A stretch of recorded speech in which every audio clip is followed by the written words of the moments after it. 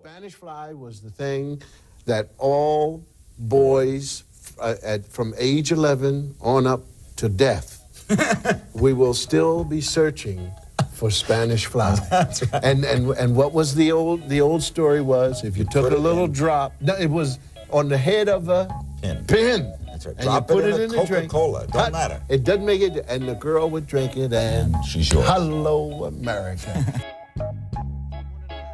It's always some strange 13-year-old says, you know what? You know anything about Spanish fly? No, tell me about it. Well, there's this girl, Crazy Mary. You put some in her drink, man. She, yeah, Spanish, oh, yeah, that's really groovy, man. Spanish fly is groovy, yeah, boy. From then on, man. Go to a party, see 5 girls standing alone. Boy, if I had a whole jug of Spanish fly, I'd light that corner up over there. Lot to unpack there. Cos. That's a real man. Holy shit, did he make some strong drinks. Comedy, a professional entertainment consisting of jokes and sketches intended to make an audience laugh. We see it a lot, even in things that weren't made for the intent of being humorous, and that's because comedy is a very human thing. You don't have to know how a joke works to get a joke. Even you, as hard as it is to believe, can make a joke that someone else would find funny. Yo, my reboot card expires at 208. And that's always been a bit of a mystery to philosophers and scientists throughout history. Comedy is something we both recognize but not really understand, and so it makes things like offensive comedy a little confusing on paper. How do you be funny while upsetting a person or a group of people? You know what I mean? But with the internet and short form content on social media, it's pretty much everywhere at this point, depending on your algorithm. And while I do believe that there's nothing wrong with offensive comedy, it does raise a few questions on whether or not these are actually jokes or something a little more revealing. Before we get to that though, let's first understand what we mean by comedy, from its definition way back in ancient Greece to today, and why this connection matters.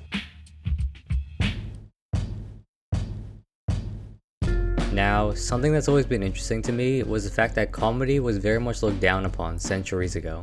While there was no scientific breakthroughs or discoveries with comedy, philosophers did ponder the idea of humor and the effects of it, which was usually seen in a more negative manner, and so created the superiority theory. The theory that we laugh at the misfortune and actions as those we see as inferior, making us feel superior.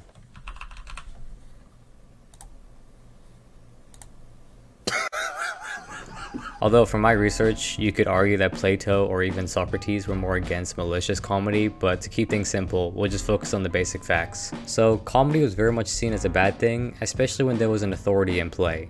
It's a little bit much to say the least, but it makes sense if you consider the historical context within the era. The superiority theory came around the time when jesters existed, which if you apply the theory here, kinda makes sense. Also, jokes weren't seen as bad, but in a hierarchical society, you can see how comedy meant to mock superiors would be not so encouraged by the system.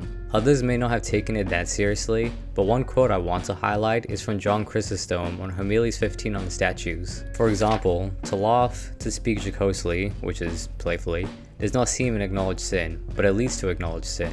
Thus, laughter often gives birth to foul discourse, and foul discourse to action still more foul. Often from words and laughter proceeds railing and insult, and from railing and insult, blows and wounds, and from blows and wounds, slaughter and murder. This basically just highlights how small jokes can lead to big consequences in the future, like a butterfly effect. A bit much for just jokes, but we'll get to that later.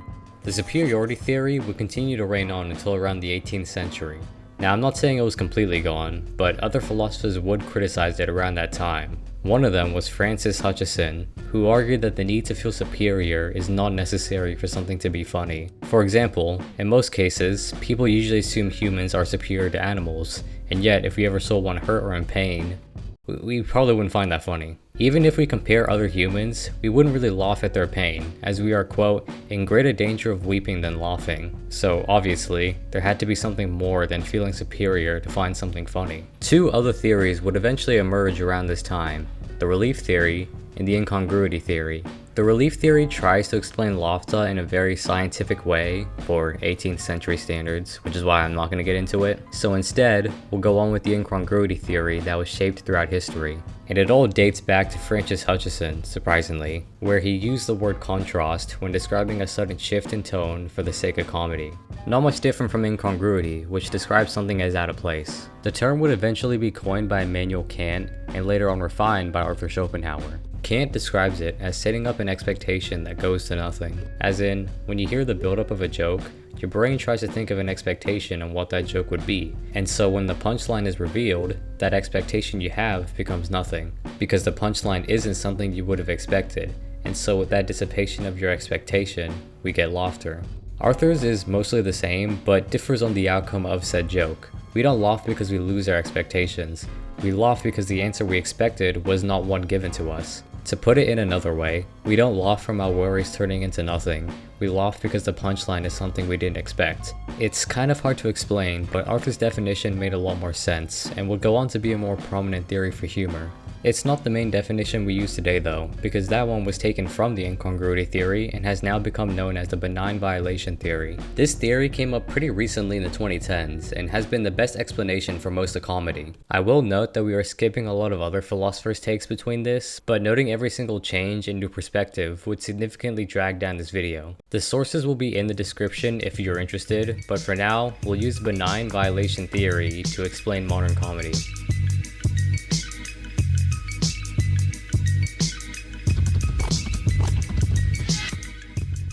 So, let's first explain the benign violation theory and how it came to be. It was first developed by researchers Peter McGraw and Caleb Warren.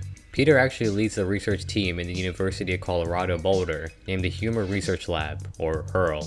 Anyways, the benign violation theory, explained by this handy dandy diagram, basically states that if you encounter something that's both benign and a violation at the same time, then you would laugh. Benign meaning that it doesn't actually affect or hurt you, and a violation is basically whatever threatens your world beliefs or expectations. So it's not like an actual violation that you're probably imagining, but the more broad definition. An example of this would be tickling. If you did it to yourself, it would be benign. If some random stranger on the street did it, then it would be a violation. So for tickling to be funny, you would need someone you trust well enough to do it, because in that situation, you both kinda understand that you're just horsing around. So it leans close enough into benign that you'd find it funny. And that's basically how the benign violation theory works. However, when it comes to jokes, there is other factors to take into consideration, like time. If your friend joked about a car crash you were in yesterday, it wouldn't be that funny, since the situation is still close to you. However, as more time passes, people slowly become more accepting of these kinds of jokes. Tragedies slowly become less and less serious, and no longer a threat in our mind. But that begs the question, is it okay to joke about 9/11 then?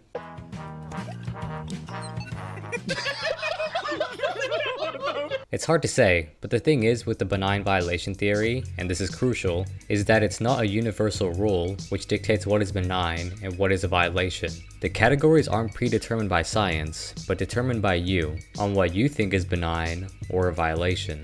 A study done by the people of HURL give an example of this. That being a hypothetical scenario where a church would raffle off an SUV to anyone who joins it in the next 6 months. This would affect the benign violation theory, since joining a church is pretty normal, but the use of material gain would be viewed as immoral by the church, and so it would shift it into the middle. This situation was told to a number of participants who either went to church or not, and a majority of the non-churchgoers found the situation funny, whilst the people who do go to church found it unfunny. This example shows that due to our own internal differing beliefs, not everyone is going to find the same joke funny.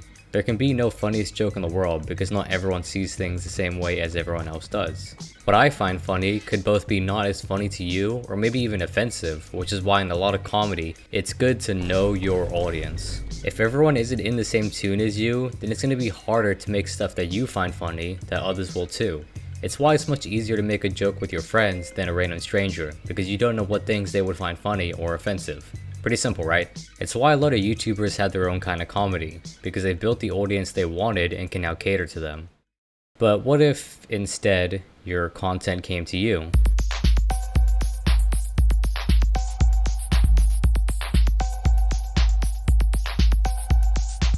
Like I mentioned before, comedy works well when it comes from someone you find funny. Let's take friend groups for example. We all usually have one friend that makes the jokes, either being the butt of the joke or joking around with others. This doesn't make them incredibly skilled at comedy, it's more just a mutual agreement in the group that whatever they do will be perceived as funny, and we kind of do that without thinking. There's just people out there that have the look or a vibe to just say something a certain way to make people freak out. And that's usually how things like this start. Even if there isn't a joke to it, as long as you're doing something that's trendy, people will find it funny because the random thing you're doing is popular, therefore well known, therefore benign. And I'm not saying this as a bad thing. It's good to have inside jokes, but the thing is with inside jokes is that they're inside. They're self-contained and are usually not that serious. But what if it is serious and breaks out in a very bad way? I've noticed this being a pretty big issue on the internet, especially around short form content creators where it's less about them, but more about what they're putting out. And that begs the question, how do you even know that the person making the content is trustworthy? I could sit here and ask you, Charlie, do you know how many people came over in the transatlantic slave trade? I could approximate about 1.8 million. No, it's like 20 million. Hold on, Are you 20 kidding million me? came. It's so easy just to scroll by and find someone else that agrees with you, because making these videos are so easy and everyone is doing it. There's gotta be one person, right? And look, there's nothing wrong with doing comedy online, but there's always gonna be a big question mark of more offensive content, which is either, do you consider the offense benign or a violation? There's two forms of comedy that I want to get into detail with that explain what I mean, because sometimes comedy doesn't need to just sit right in the middle for something to be funny. One style that's universally liked is relatable comedy, the kind of comedy that, instead of bringing misdirection, actually directs its attention to the silent acts we do as people. It's the main reason why subreddits like Me IRL are so popular. With how much stuff that goes on, we kind of forget that there's actually a lot of things we all have in common. The misdirection isn't in some crazy violation, but more the violation of, wow, I didn't know other people thought this way too, or, oh yeah, I forgot other people do that. Most examples I show are pretty harmless, just things we do in the real world as working class people. But what about relatable ideas? Well, that can be opinionated, but again, it's usually something that the majority agrees on. So stuff like this may seem harmless, but again, what you consider benign and what you consider a violation is obviously up to you.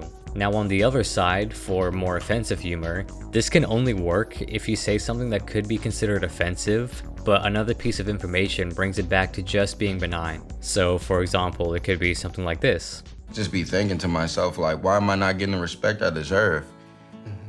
And then it just hit me. I'm white and 35. Hey, excuse me, this is definitely the guy. He doesn't even live in the area. I've never seen him before.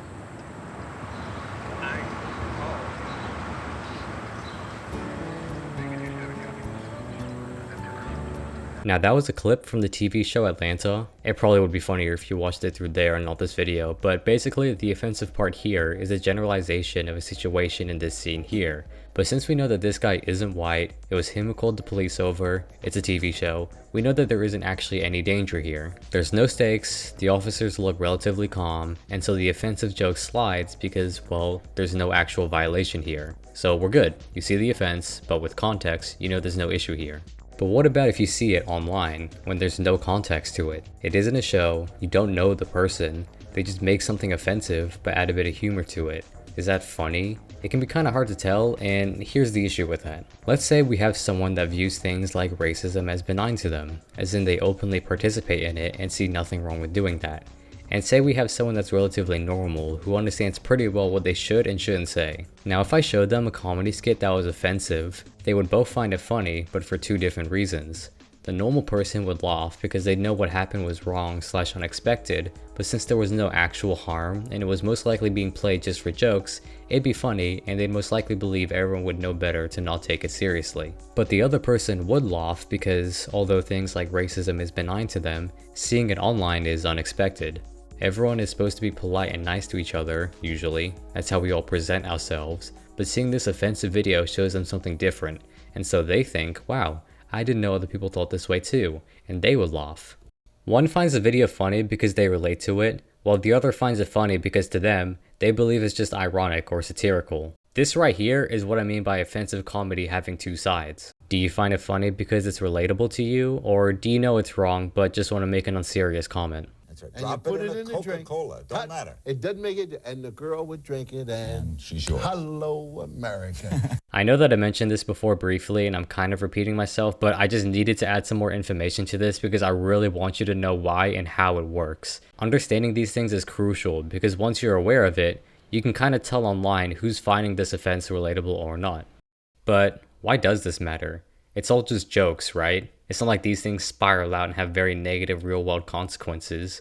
You shouldn't just point out something wrong if it's in the realm of humor. But also, history says otherwise, since to laugh, to speak jocosely, does not seem an acknowledged sin, but it leads to acknowledged sin. Thus, laughter often gives birth to foul discourse, and foul discourse to actions still more foul. Often from words and laughter proceeds railing and insult, and from railing and insult, blows and wounds, and from blows and wounds, slaughter and murder. I know talking about the history of comedy felt like a weird detour, but I promise you, it's all necessary to get the bigger picture. So, what do we do from here? Well, it's hard to really do much about it, since offensive content can be found almost anywhere online. It doesn't help either that there's a growing community of people who have these very extreme ideas, all making these offensive, relatable jokes to pull any unsuspecting teen or young adult into their world. This actually happens a lot and is usually considered as falling into the alt-right pipeline, which doesn't primarily use offensive comedy as its source to pull people in, but it still acts as a contributing factor in pushing people into the pipeline.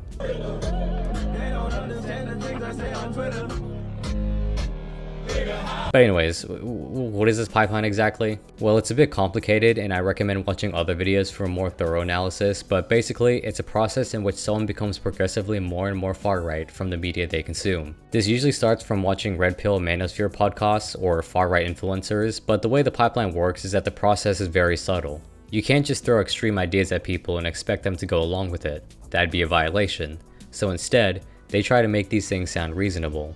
Usually by saying something less outlandish or disguising the bigotry as facts, or maybe even just jokes. Since us as humans are very good at adapting, these violations will slowly become more and more benign as time passes.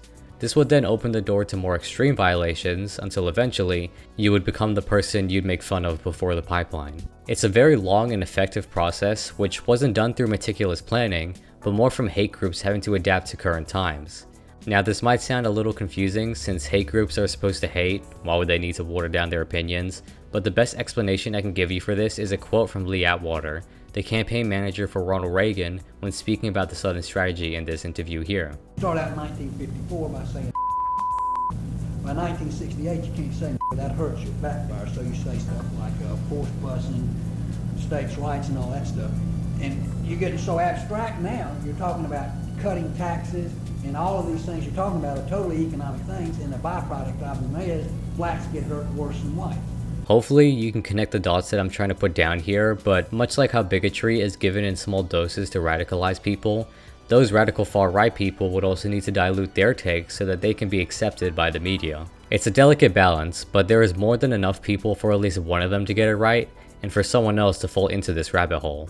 So while there isn't much we can do to stop all this from happening online, I still think it's beneficial to at least be aware and to point out when these things do occur for yourself and others. For online content creators, it begins by simply asking yourself if you think the creator finds the offensive humor they made relatable or not. Obviously, that can be hard to tell, we're all not just psychologists that know how people work, but a pretty good rule of thumb is that if all their content is just offensive humor, then you should probably steer away from them since they most likely view that offense as relatable. The second thing I want to note is the online algorithm.